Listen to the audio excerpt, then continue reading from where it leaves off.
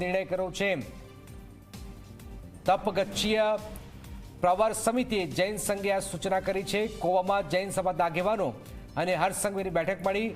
સરકારની હાલની કાર્યવાહીથી સમાજના આગેવાનો સંતુષ્ટ હોવાની વાત સામે આવી છે। પાવાગઢની અંદર જે ઘટના બની છે, જૈન સમાજ આક્રોશ વ્યક્ત કર્યો, નારાજગી વ્યક્ત કરી અને આંદોલનની વાત કરી હતી। હાલાકી સરકાર તરફથી ગૃહ રાજ્યમંત્રી સાથે બેઠક થઈ અને બેઠક બાદ આ નિર્ણય લેવાયો છે કે આખરે જે આંદોલન હતું એ મોકૂફ રખાયું છે। હિતલ જોડાય, હિતલ, શું ચર્ચા થઈ છે અને શા માટે આંદોલન મોકૂફ થયું છે?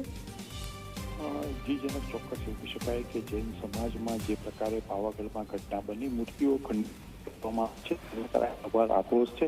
જોકે ત્યાર પછી રાજ્ય સરકાર દ્વારા જે પગલાં લેવાયા હતા એ પગલાંની જાણકારી ગૃહ રાજ્યમંત્રી હર્ષ સંઘવી દ્વારા જૈન સમાજના લોકોને આપવામાં આવી છે અને આ કોબા પાસે યોજાયેલી બેઠકમાં જૈન સમાજના અગ્રણી પેઢીના તમામ લોકો હાજર હતા અને તેમની સાથે એક સુખદ બેઠક થઈ હતી ને એ બેઠકમાં તમામ લોકોએ રાજ્ય સરકારે જે પ્રકારના પગલાં અત્યારે લઈ રહી છે તેનાથી સંતોષ વ્યક્ત કર્યો હતો ને એટલે જ જે સમિતિ જે છે એ જૈન સમાજની એ સમિતિએ ભલામણ કરી છે કે અત્યારે જે પરિસ્થિતિ છે એ પરિસ્થિતિ પ્રમાણે સરકાર કામગીરી પણ કરી રહી છે, એટલે હાલના તબક્કે આંદોલન મોકૂફ રાખવું જોઈએ એ પ્રકારનો નિર્ણય સમાજની સમિતિ દ્વારા લેવાયો છે।